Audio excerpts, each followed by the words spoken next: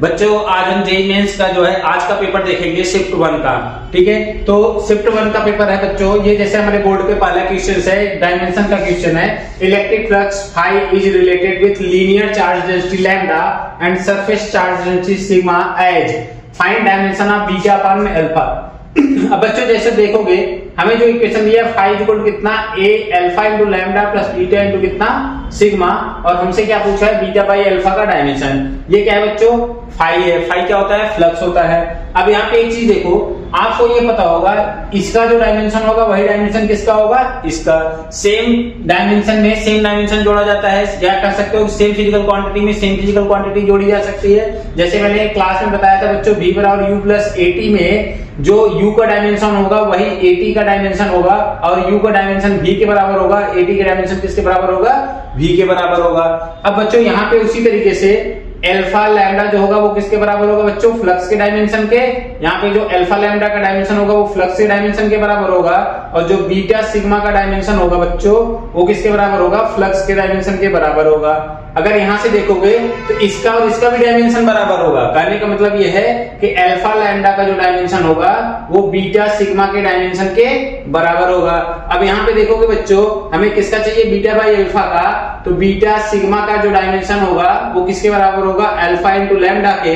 तो बीटा अपान में अल्फा कर लेंगे, इसका डायमेंशन निकाल देंगे, तो ये लैम्डा अपान किसका मिल जाएगा बच्चों, सिग्मा का। लैम्डा क्या है बच्चों, लीनियर चार्ज डेंसिटी है। लीनियर चार्ज डेंसिटी जो होता है चार्ज अपान में लेंथ होता है, और जो सिग्मा है सरफेस चार्ज डेंसिटी, ये सिग्मा क्यू अपान कितना होता है, एरिया होता है। तो यहां से देखोगे बच्चों क्यू से क्यू कैंसिल हो जाएगा, एरिया अपान में लेंथ बचेगा, और एरिया का डायमेंशन देखोगे एल स्क्वायर अपान में एल कैंसिल आउट होकर कितना बचेगा बच्चों, एल बचेगा। कहने का मतलब जो बीटा अपान में अल्फा का डायमेंशन होगा वो कितना होगा, एल होगा। और यहाँ पे देखो ऑप्शंस में डिस्प्लेसमेंट का डायमेंशन मिल रहा है। तो अब हम बच्चों सेकंड क्वेश्चन देखते हैं। बच्चों अब देखो ये दूसरा क्वेश्चन हमारा किसका है, प्रोजेक्टाइल मोशन का। बच्चों इस सेशन में देखेंगे प्रोजेक्टाइल के अभी तक जो भी शिफ्ट के एग्जाम हुए हैं, कल वाला भी देखें आज वाला भी देखें, तो इसमें जो प्रोजेक्टाइल के क्वेश्चन आ रहे हैं बहुत ही इजी भी आ रहे हैं। अब यहाँ पे क्या कह रहा है कि angles of projector for two projectile projected at same speed are 30 degree and 60 degree. यहाँ पे देखो बच्चों ये हमारा क्या है, यहां से जो है इस तरीके से एक पार्टिकल फेंका जा रहा है और एक पार्टिकल कुछ इस तरीके से फेंका जा रहा है। यहाँ पे एक का 30 डिग्री है, दूसरे का कितना है 60 डिग्री। मैक्सिमम हाइट पे देखोगे बच्चों, मैक्सिमम हाइट पे स्पीड क्या रहा है, सेम होगा। मैक्सिमम हाइट पे जो स्पीड होगा वर्टिकल कंपोनेंट दोनों के लिए क्या होगा, वर्टिकल कंपोनेंट ऑफ स्पीड जो होगा वो 0 होगा, सिर्फ हमें हॉरिजॉन्टल मिलेगा। तो जब यहाँ पे 30 डिग्री और 60 डिग्री पे देखो, अगर पहले के लिए देखें तो यहाँ पे इसके लिए हो जाएगा कितना, u cos कितना 30, और जो v2 के लिए होगा वो हो जाएगा तुम्हारा u cos कितना 60। अब यहाँ पे रेशियो पूछ रहा है बच्चों कि कह रहा है कि ratio of the velocity at maximum height, तो रेशियो निकाल देंगे। ये हो जाएगा हमारे पास बच्चों कितना, cos 30 अपॉन कितना, cos 60। cos 30 कितना होगा बच्चों, cos 30 होगा √3 अपॉन में कितना 2 डिवाइड बाय कितना 1/2, 2 से कैंसिल हो जाएगा, कितना आ जाएगा √3। अब देखो बच्चों ये सेकंड ऑप्शन सही है। तो बच्चों प्रोजेक्टाइल के क्वेश्चंस बहुत आसान रहे, आप सिर्फ आपको फार्मूले याद होंगे तो आप इस क्वेश्चन को कर लोगे। तो अब हम देखते हैं बच्चों तीसरा। बच्चों अब ये क्वेश्चन नंबर 3 देखो, रोटेशन का क्वेश्चन है। कह रहा है कि find v1 upon v2 if the sphere rolls down the incline plane. यहाँ पे बच्चों इंक्लाइन प्लेन पे इसलिए रेस्ट से चलना स्टार्ट करता है। यहाँ पे भी एंगल देखो, एंगल ऑफ इंक्लाइनेशन जो प्लेन का है अलग अलग है।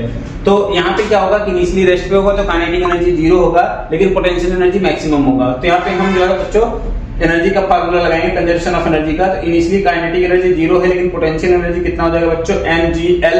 यहाँ पे देखोगे ये लेंथ लेंगे, अब ये l है तो ये कितना हो जाएगा, l sin 30 हो जाएगा। तो ये हो जाएगा कितना, l sin 30 इक्वल टू बच्चों जरा देखो, अब यहाँ पे जब आ जाएगा तो इसके पास पोटेंशियल एनर्जी 0 हो जाएगा, लेकिन काइनेटिक एनर्जी जो होगा वो रोटेशनल भी होगा और ट्रांसलेशनल काइनेटिक एनर्जी दोनों होगा।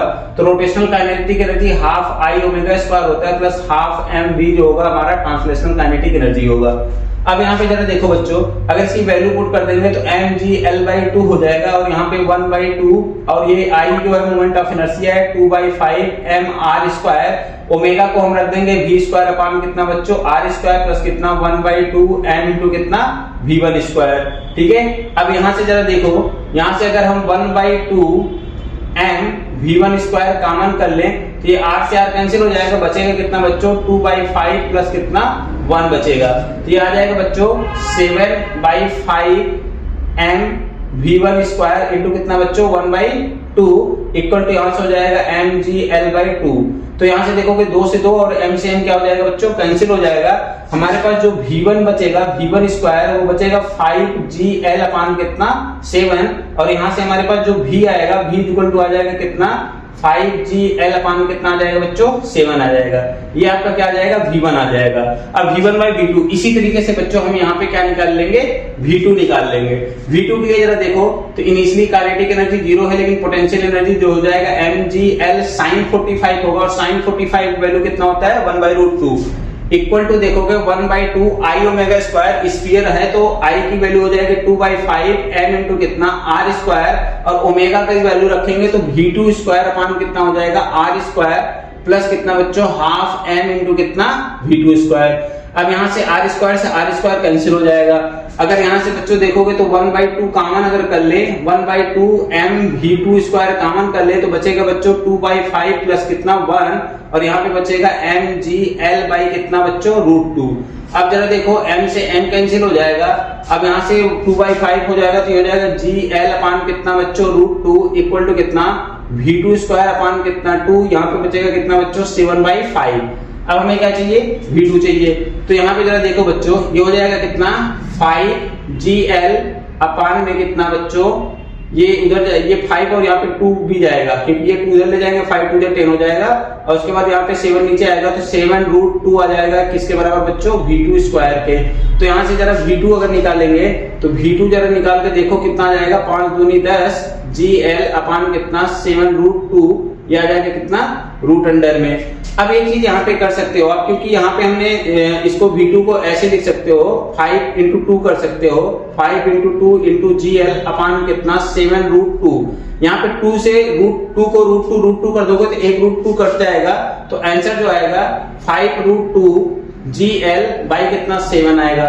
अब एक चीज जरा देखो बच्चों इसके आगे, तो यहाँ पे क्या करेंगे v1 बाई v2 में निकालना है। तो यहाँ पे हमारा v1 आ गया कितना बच्चों रूट अंडर कितना 5gl बाई कितना 7। अगर डिवाइड बाय v2 कर दे बच्चों तो यहाँ पे v2 से डिवाइड करेंगे तो हमें मिलेगा कितना रूट अंडर कितना 5gl बाई 7 इंटू √2। अब देखना बच्चों ये √2 के जो है उसके अभी √2 है, तो इसका मतलब 5√2 है, तो इसका मतलब ये हो जाएगा कि ये √2 पावर लेके बाहर आएंगे तो इस तरीके से हो जाएगा 5gl अपान कितना 7 divide by root under 5gl upon कितना 7 इंटू कितना हो जाएगा बच्चों √2 का √2 हो जाएगा, √2 का √2 हो जाएगा। तो इसका मतलब ये 2 1 की पावर यहाँ से इसको कैंसिल कर दोगे तो v1 बाई v2 आ जाएगा आपका, जो ये आ जाएगा 1 अपान में √2 का पावर कितना 1/2। अब ये देखोगे ये √2 का मतलब कितना होता है 1 अपान कितना बच्चों 2 की पावर 1/2, पावर कितना 1/2, पावर का पावर क्या होता है बच्चों मल्टीप्लाई होता है। तो यहाँ से v1 अपान में v2 जो आएगा आपका 1 अपान में 2 की पावर कितना आ जाएगा बच्चों 1/4 हो जाएगा। यही आंसर करेक्ट था। ठीक है बच्चों, तो अगले क्वेश्चन को हम देखेंगे। ये क्वेश्चन जरा देखो बच्चा, थोड़ा कैलकुलेटिव था, लेंथी था, कहीं पे मिस्टेक करने की इन सब में दिक्कतें आती है, लेकिन क्या है कि अगर करोगे आप आसानी से तो हो जाएगा, कोई दिक्कत नहीं है। तो अब हम अगले क्वेश्चन को डिस्कस करते हैं बच्चों। अब देखो ये क्वेश्चन नंबर 4, ये डायमेंशन का क्वेश्चन है। डायमेंशन का क्वेश्चन अभी हमसे पूछा गया था बीटा बाई अल्फा कितना होता है। ये दूसरा क्वेश्चन सेम शिफ्ट में जो है बच्चों दूसरा क्वेश्चन है डायमेंशन का। तो इस चैप्टर का बहुत इंपॉर्टेंस है बच्चों, इजीली क्वेश्चंस को कर सकते हो। अब यहाँ पे देखो पूछा क्या है कि dimensional formula of torsional constant कितना होता है, टॉर्सनल कांस्टेंट k का। अब बच्चों जब सिंपल पेंडुलम पढ़ाते हैं तो उसी टाइम पे टॉर्सनल पेंडुलम भी पढ़ाते हैं। टॉर्सनल पेंडुलम में मैंने बताया था कि जो टॉर्क होता है टाउ इक्वल टू होता है बच्चों k इंटू थीटा।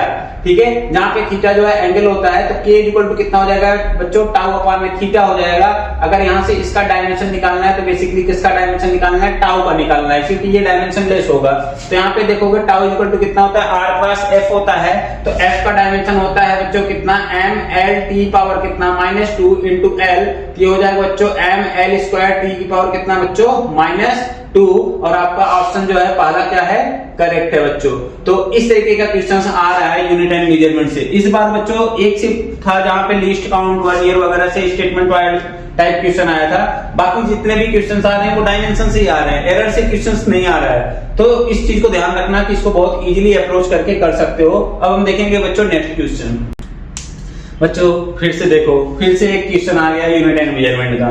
मतलब इस शिफ्ट में 3 क्वेश्चन अभी तक मुझे डायमेंशन के मिले हैं, ठीक है, ये भी और तीनों में डायमेंशन निकालना है, ठीक है। तो अब देखते हैं बच्चों, कह रहा है कि डिस्प्लेसमेंट और टाइम का एक इक्वेशन दिया गया है। x क्या है, डिस्प्लेसमेंट है a sin t plus b cos square t plus ct square plus d, और हमसे क्वेश्चन पूछा जा रहा है कि abc अपॉन में d का डायमेंशन कितना होगा।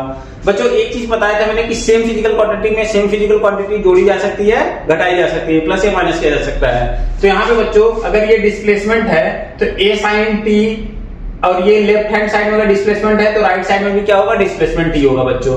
यहाँ पे जो डिस्प्लेसमेंट है वो टाइम का फंक्शन है। तो यहाँ पे बच्चों एक चीज और बताया था, जो जितने भी मैथमेटिकल फंक्शंस होते हैं, जैसे ट्रिग्नोमेट्रिक फंक्शन हो गया, लॉगरिथमिक फंक्शन हो गया, एक्सपोनेंशियल फंक्शन हो गया, ये सब और उनके इनपुट क्या होते हैं, हमारे डायमेंशन लेस होते हैं। तो जैसे अब यहाँ पे देखोगे, अब यहाँ पे x t equal to a sin t जो हमारा कैसा होगा, डायमेंशन लेस होगा। तो इसका मतलब a का वही डायमेंशन होगा जो x का होगा। तो a का डायमेंशन कितना होगा बच्चों, x क्या है, डिस्प्लेसमेंट है, तो कितना हो जाएगा, l हो जाएगा। अब b का डायमेंशन देखोगे तो बच्चों यहाँ पे cos स्क्वायर t है, तो ये एक हमारा मैथमेटिकल फंक्शन है, ट्रिग्नोमेट्रिक फंक्शन कह सकते हो। तो इसका कोई भी डायमेंशन नहीं होगा, तो b का डायमेंशन क्या होगा, l के बराबर होगा। ct स्क्वायर, t क्या है बच्चों, टाइम है।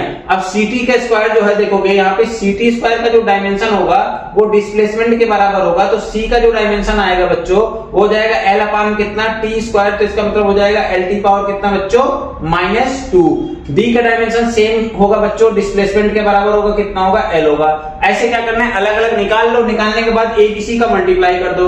अब देखो a का डायमेंशन कितना है, b का कितना है और c का कितना है, c का कितना है, l t स्क्वायर। तो a और b का करोगे तो l स्क्वायर हो जाएगा, c का करोगे तो l t पावर कितना हो जाएगा, -2 हो जाएगा। डिवाइड बाय d, d का कितना है बच्चों, l है, तो l से l कैंसिल हो जाएगा, तो बचेगा कितना, l स्क्वायर, t की पावर कितना बच्चों, -2। और आपका सेकंड ऑप्शन क्या है बच्चों, करेक्ट है। अब देख लो इतने इजी क्वेश्चन आ रहे हैं, आसानी से कर सकते हो आप लोग, ठीक है। अब हम देखते हैं नेक्स्ट क्वेश्चन बच्चों। अब नेक्स्ट क्वेश्चन देखो, नेक्स्ट क्वेश्चन है ये वर्क डन से है, ठीक है। हमसे पूछ रहा है फोर्स दिया है along line x plus y, then find work done in joule from 0 to 4 अब यहाँ पे देखो ना बच्चों, फोर्स हमारा डिस्प्लेसमेंट के along जो है चेंज कर रहा है, मतलब वेरिएबल फोर्स है। वेरिएबल फोर्स के लिए वर्क डन का फार्मूला होता है बच्चों, इंटीग्रेशन कितना, f डॉट dr, ठीक है। अब यहाँ पे देखोगे x और y दोनों प्लेन में है, तो हम यहाँ पे बच्चों जब फार्मूला रखेंगे कितना रखेंगे, x square y i cap dx plus कितना y square j cap into कितना बच्चों dy। अब यहाँ पे क्या करना है हमें, तो i कैप को अगर छोड़ भी दो क्योंकि हमें मैग्नीट्यूड निकालना है और ये न्यूमेरिकल आंसर टाइप में क्वेश्चन आया हुआ है, तो x स्क्वायर। अब एक चीज है देखो, x प्लस y कितना दिया बच्चों 10, तो y इक्वल टू कितना हो जाएगा बच्चों 10 माइनस x, और इसकी वैल्यू यहाँ पे पुट कर देंगे तो हो जाएगा 10 minus x into dx plus कितना, यहाँ पे इंटीग्रेशन कर लो y स्क्वायर इंटू कितना बच्चों dy। दिया है कहां से, 0 से 4 तक और 0 से 2 तक, मतलब कि जो x के अलाउंग 0 से 4 जाना है और y के अलाउंग 0 से 2 जाना है, इसको इंटीग्रेट कर दो। अब यहाँ पे जो बच्चों 0 से 4 कर लेना, ये हो जाएगा कितना 10x स्क्वायर माइनस कितना x क्यूब dx हो जाएगा, प्लस कितना हो जाएगा y स्क्वायर इंटू कितना dy, 0 से कितना 2। यहाँ पे जरा देखो बच्चों, इसको इंटीग्रेट करोगे तो कितना हो जाएगा, 10x स्क्वायर है तो ये हो जाएगा x क्यूब डिवाइड बाय कितना बच्चों 3, लिमिट रख देंगे कहां से 0 से 4, माइनस x की पावर 4/4, लिमिट रख देंगे बच्चों कितना 0 से 4, प्लस यहाँ पे y स्क्वायर है, इसको करेंगे तो y क्यूब बाय कितना आ जाएगा 3 आ जाएगा, 0 से कितना बच्चों 2। अब इसको सॉल्व कर लो, यहाँ पे देखोगे 10/3 हो जाएगा और यहाँ पे 4 का क्यूब हो जाएगा 64, माइनस कितना बच्चों 0, और माइनस यहाँ पे 1/4 कॉमन कर लो तो ये 4 का स्क्वायर हो जाएगा बच्चों 216 होगा, ठीक है। 4 4 4 16 और 16 4 इंटू 4 इंटू 4 इंटू 4 कर लोगे, ठीक है। और यहाँ पे हो जाएगा प्लस कितना बच्चों 1/3, तो y है, y के कितना पे 2 का क्यूब कितना होगा बच्चों 8 होगा।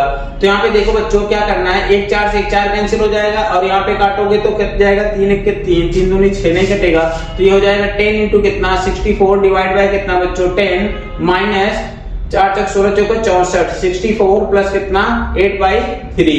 अब यहाँ पे जरा देखो बच्चों, इसका डिनोमिनेटर और इसका डिनोमिनेटर सेम है, तो हम क्या कर लेंगे, ये 640 प्लस कितना बच्चों 8 डिवाइड बाय कितना 3 माइनस कितना 64, ये कितना हो जाएगा, ये आपका हो जाएगा समझ लो वो कितना हो जाएगा 6, यहाँ पे कर लो 648 डिवाइड बाय 3 माइनस कितना बच्चों 64। यहाँ पे क्रॉस मल्टीप्लाई करके एलसीएम वगैरह लेके सॉल्व करोगे तो कितना हो जाएगा, जरा देखो 648 माइनस कितना 192 हो जाएगा, ठीक है। 3 4 12, 2 1 कैरी गया, 3 6 18 1 19 डिवाइड बाय 3। तो यहाँ पे इसको माइनस करेंगे आप, 8 में से 2 गए 6 और 14 में से 9 गए बच्चों, कितना बचा?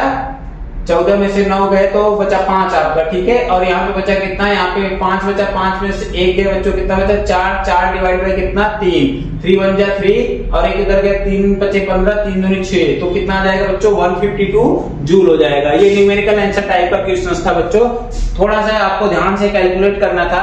बहुत सारे बच्चे यहाँ पे कंफ्यूज होते, ठीक है, कि x और dx और dy के रिस्पेक्ट में कैसे कैलकुलेट करना है, लेकिन बहुत इजी क्वेश्चंस है।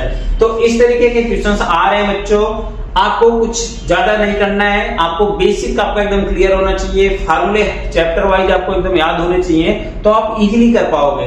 तो बच्चों अब ये रहा आपका जो है, अभी कुछ देर में सेकंड शिफ्ट का पेपर जैसे ही हो जाता है मैं उसको भी डिस्कस करूंगा आप लोगों के साथ। तो बच्चों आप जो है हमारे चैनल को देखें, सब्सक्राइब करें, लाइक करें, वीडियो को ज्यादा से ज्यादा शेयर करें। Thank you.